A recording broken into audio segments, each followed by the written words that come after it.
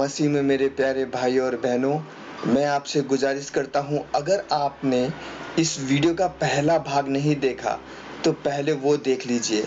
उसका लिंक आपको इस वीडियो के डिस्क्रिप्शन में मिल जाएगा। अब तक हमने देखा। आइए हम पास्टर दिनाकरण का स्वागत करते हैं जो भारत से आए हैं।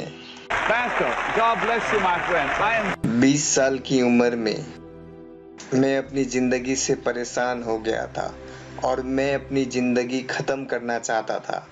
मैं रेल की पटरियों पर भाग रहा था, एक्सप्रेस ट्रेन के आगे कूद के अपनी जान देने के लिए। ये आदमी जो मेरे बगल में बैठा है, वे कई बार स्वर्ग गए, वापिस आए और उसके बारे में बताते भी हैं। मेरे को पता है ये एक चौंका देने वाली बात है आप लोगों के लिए, पर पृथ्वी में अभी भी ऐसे लोग मौजूद हैं जो ऐसे अनुभव परमेश्वर के साथ कर चुके हैं। और उसके चेहरे से प्रकाश की किरणें निकली, अलग अलग अलग रंग के, बहु रंग के। वो किरणें मुझसे टकराई और मैं खुद को भूल गया। मैं अपने कमरे में वापस आ गया था।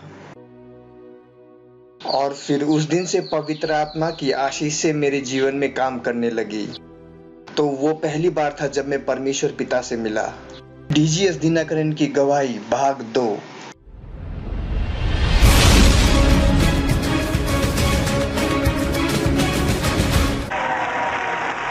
fabulous.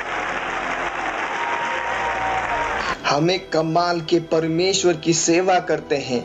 यीशु को सारी महिमा आदर हो। सब कहो आमीन। Amen. कल का जो प्रोग्राम पास्टर दिनाकरण और उनके बेटे पॉल के साथ हुआ था, वो इतना अद्भुत था कि प्रोग्राम खत्म होने के बाद मैं आपको ईमानदारी से बता रहा हूँ, वो एक ऐसा लम्हा था जब आपको पता नहीं होता कि क्या करना चाहिए, और वो मेरे साथ आज मौजूद है।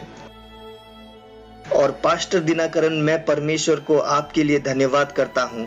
मैं बहुत खुश हूँ कि आप हमारे साथ रह सके। मैं खुश हूँ कि आपका बेटा आपके साथ है। परमेश्वर ने कुछ दिन पहले मेरे लिए आपसे कुछ कहा जो इतना अद्भुत और इतना सही था। ऐसा बिल्कुल नहीं हो सकता कि आप जान लो मेरे जीवन में क्या हो रहा है। और आपको बिल्कुल पता नहीं था कि मेरा एक बेटा है जिसका नाम जोशुआ है। और फिर परमेश्वर ने आपको मेरे बेटे के बारे में बताया।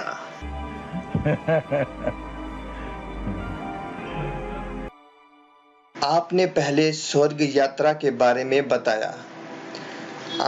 आपने 1 महीना प्रार्थना किया और परमेश्वर आए और आपको ले गए स्वर्ग में। मुझे अपने एक और अनुभव के बारे में बताएं जब आप स्वर्ग गए थे। ये कुछ ऐसा था। अगर आप दूसरा कोरिन्थियंस 12वां अध्याय पढ़ोगे, वहां संत पौलुस तीसरे स्वर्ग में जाने की बात बताते हैं। और उसी अध्याय में उन्होंने बताया है कि किस तरह वे 3 बार प्रार्थना करते थे। मेरे अनुभव में जब भी मेरा मन टूटता था, जब मेरे सेवाकाई में मुश्किलें आती थी, वो वही समय था जब यीशु आते और कहते, आओ मेरे साथ चलो, और मेरे को स्वर्ग ले जाते। और फिर या तो वे मेरे साथ व्यक्तिगत रूप से बात करते या फिर प्रेरितों में से एक को बुला के मेरी समस्याओं के विषय में मेरे साथ बात कराते थे। वे प्रेरितों में से एक को बुलाते थे। आपने किसके साथ बात की? पौलुस और पतरस। आपने पौलुस और पतरस से बात की? जी हाँ। स्वर्ग में? जी हाँ, स्वर्ग में। वे कैसे दिखते हैं? अगर आप मत्ती अध्याय 17 1 से 5 तक पढ़ेंगे, जब यीशु पहाड़ पर था, एक तरफ मूसा दिखाई दिया और दूसरी तरफ एलिया दिखाई दिया। एलिया मांस और लहू था, पर मूसा का केवल आत्मा उपस्थित था। पर मूसा का आत्मा वैसा ही था जैसे पृथ्वी में उसका शरीर था। इस वजह से पतरस उन दोनों को देख सकता था और पहचान सकता था।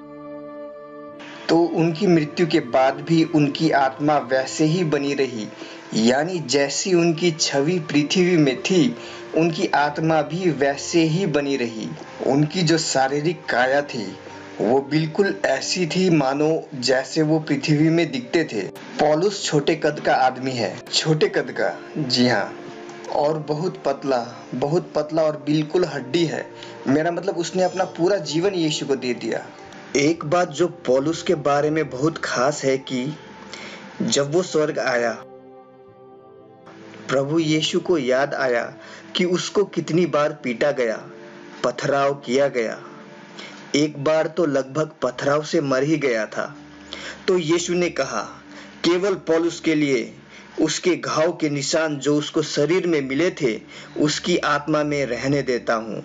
तो जब आप पौलुस के आत्मा को स्वर्ग में देखेंगे, केवल उसी के शरीर में घाव के निशान आपको दिखेंगे जो उसको शरीर में इस पृथ्वी में होते समय मिले थे। परमेश्वर ने उसको इतना प्यार किया। और स्वर्ग में 3 जगह है। जब आप पहले वाले स्वर्ग में प्रवेश करेंगे, वहाँ अरबों आत्माएं हैं और आप वहाँ सिंहासन और यीशु मसीह को देख सकते हो। और उसकी अलौकिक शक्ति के माध्यम से वो हर किसी को ये महसूस कराता है कि हर एक आत्मा उसके सिंहासन के बिल्कुल पास है। हर कोई ऐसा महसूस करता है कि मैं हूँ जो उसके सिंहासन के बिल्कुल पास हूँ। और वे उसकी महिमा और उपस्थिति में खो जाते थे। और फिर दूसरा स्वर्ग, वहाँ आपको वे लोग दिखेंगे जिन्होंने यीशु के लिए काम करके यीशु को सेवा दी, जिन्होंने कुछ भी किया यीशु के लिए, पर्चे बांटे या लोगों के घर जाके लोगों को यीशु के बारे में बताया या फिर क्रूसेड में प्रचार किया, ऐसे लोग आपको दिखेंगे। तीसरे स्वर्ग में वे लोग हैं जो परमेश्वर के साथ साथ चलते थे इस दुनिया में, जैसे कि हनुक। उत्पत्ति 5:24 बताता है कि हनुक परमेश्वर के साथ साथ चलता था। और उत्पत्ति 6:12 बताता है कि नूह परमेश्वर के साथ साथ चलता था। तो तीसरे स्वर्ग में आप परमेश्वर की महिमा देख सकते हो। वो महिमा इतना महान है, जो आदमी पहले स्वर्ग में है वो यहाँ आना नहीं चाहता, क्योंकि तीसरे स्वर्ग में इतना उजाला है, इतना महिमा से भरा हुआ है। और आप एक तरफ प्रेरितों को, दूसरी तरफ नबियों को देख सकते हो और ऐसे लोगों को देख सकते हो जिन्होंने परमेश्वर के लिए अपनी जान दे दी। ऐसे लोग जिन्होंने परमेश्वर के लिए अपनी जान दे दी, ऐसे लोग जो यीशु के लिए प्रचार के दौरान अपनी जान त्याग देते हैं। आपने पूरा 3 स्वर्ग देखा? जी हाँ, तीसरा स्वर्ग आश्चर्यजनक है। पौलुस ने बाइबल में कहा है उसने ऐसी चीजें देखी हैं जिसे वो समझा नहीं सकता। क्या ये वही है? जी हाँ, तीसरा स्वर्ग। आप बोल रहे हैं कि वही है जिसे आप समझा नहीं सकते। ये समझ से परे है। पास्टर दिनाकरन जी, जो भी हम सुन रहे हैं ये लाजवाब है। ये कुछ ऐसा है जो हम रोज नहीं सुनते और ज्यादातर लोगों को मुश्किल हो सकती है इस पे विश्वास करने में कि कोई इंसान स्वर्ग जाके वापिस आ सकता है और उसके बारे में बता सकता है। पर आपका जीवन पृथ्वी में देखकर मैं आपके साथ था। मैंने आपका अतुल्य काम देखा है इंडिया में। और जब भी ये इंसान बोलता है 50,000 लोग आते हैं। विश्वास ना कर सकने वाले चमत्कार होते हैं इनके सेवाकाई में। मैं बिल्कुल सुन पड़ गया हूँ ये सब सुन के, विस्मित और विचित्र। पर मेरे को ये कहना पड़ेगा, मैंने भी कुछ अनुभव किए हैं अपने जीवन में जिसको मैं समझा नहीं सकता या फिर बता नहीं सकता। मुझे कोई मुश्किल नहीं है विश्वास करने में, दूसरों को शायद मुश्किल हो सकती है। क्या आप बता सकते हैं कि हम क्रिश्चियंस इसको किस तरह से अनुभव कर सकते हैं, या फिर ये बड़े लोगों के लिए है? दरअसल ये है किसके लिए?